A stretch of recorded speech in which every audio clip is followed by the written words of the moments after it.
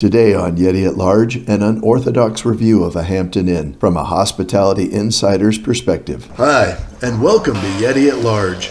This is a channel focused on making the most out of what you have, no matter where you're at.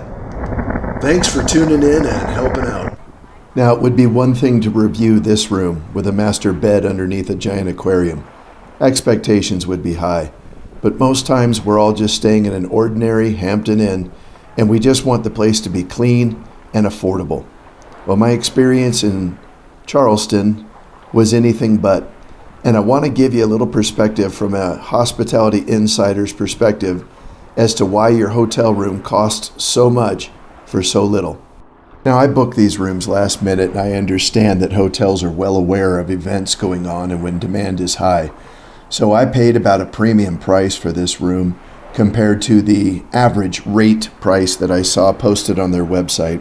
But oftentimes the price of your room has little to do with market factors and more to do with their corporate marketing, design, and signage departments, and I'll explain more of that in a minute. My first insult came when I asked if I had bottled water in the room, and the front desk clerk advised because I was a Blue Club member that I didn't get complimentary water, that I would need to upgrade to gold level. But she turned around and picked up a gift bag that probably cost 50 cents with 2 water bottles in it that probably cost 12 cents and held it away from me while she explained that I could upgrade to get the complimentary water.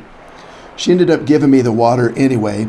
I took the water out of the bag, offered her the bag back, and she said she couldn't accept it because I'd touched it. We're off to a great start here at Hampton Inn. On a high note, there was hot coffee available 24/7 by the front desk.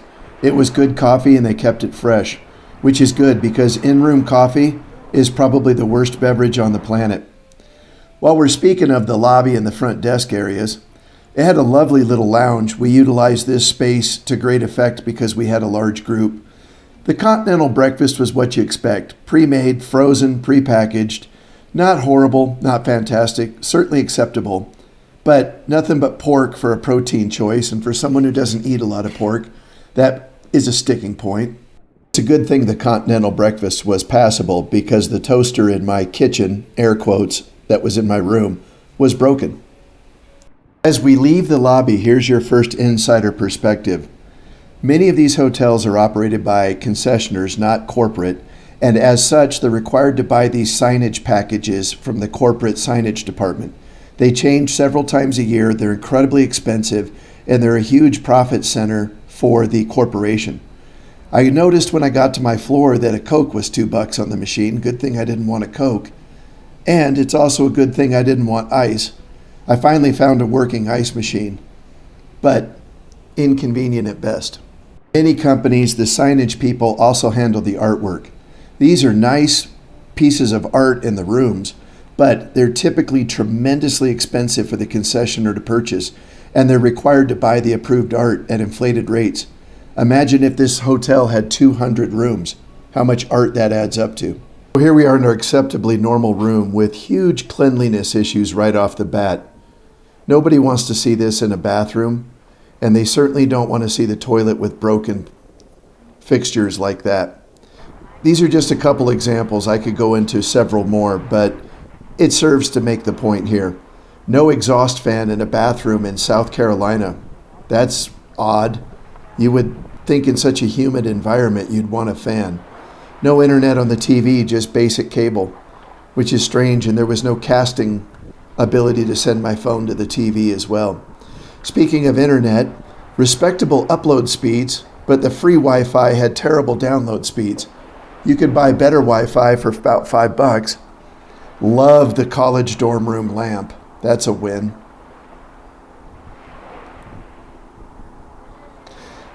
The only USB plug I found was over by the TV, not on the nightstands. Most people want to plug in their phones overnight and have it handy by the bed. We're all familiar with the term greenwashing when people want products to appear to be more environmentally eco-friendly than they are. Zero was on the bar soap.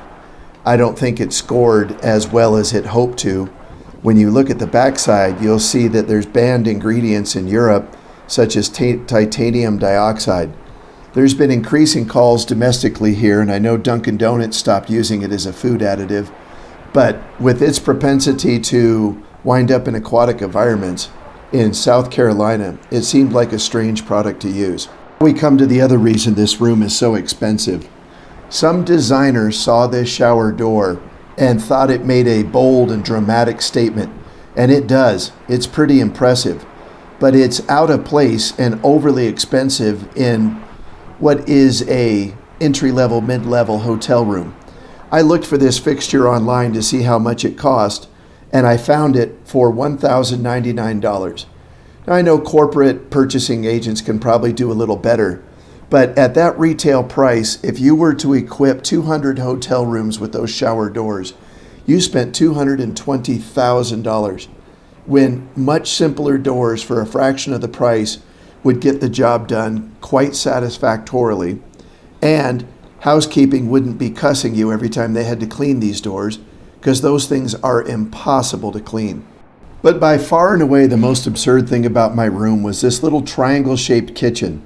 It looked like somebody cut a hole through the drywall into a completely unused space, unconnected to the room, put in a 10-foot granite countertop with no stove, no exhaust fan, just a sink, and let's count them. 1, 2, 3, 4, 5, 6, 7, 8, 9, 10, 11, 12, 13, 14, 15, 16, 17, 18 cabinet drawers and 5 pull-out drawers, all of which were empty, including the full-size refrigerator.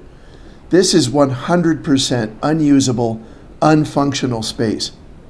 I've done plenty of business travel. I've stayed in plenty of extended stay hotels, and I've had kitchens that were practical, usable, furnished with a wine opener, can opener, some plates, bottles, cups, cans. This to me was the biggest waste of space and money I have ever seen in a hotel. Nobody will ever use this kitchen. Pulling out my calculator and trying to come up with a precise real-world cost for this kitchen, the tile floor, the table, the full-size refrigerator, the microwave, the toaster, the countertop, the sink, the cabinets, and the light, I came up with a corporate contract rate of about $5,950 per installation. Assuming that they put in 200 of these in a large hotel, that's $1,200,000 just about they're spending on 100% unusable, zero guest satisfaction installations. And that's the kind of stuff that drives the cost of your hotel up. So the challenge for hospitality organizations is to control the urges and the wish lists of individual departments. Your guests aren't going to be motivated to stay in your hotel based on a signage package or a fancy shower door or a kitchen space. And if they do want a kitchen space like this, they're going to want it functional. The hospitality organizations that are most successful are the ones that understand guest experience is driven by people, not by fancy shower doors. Thank you so much for tuning in. This is Yeti at Large.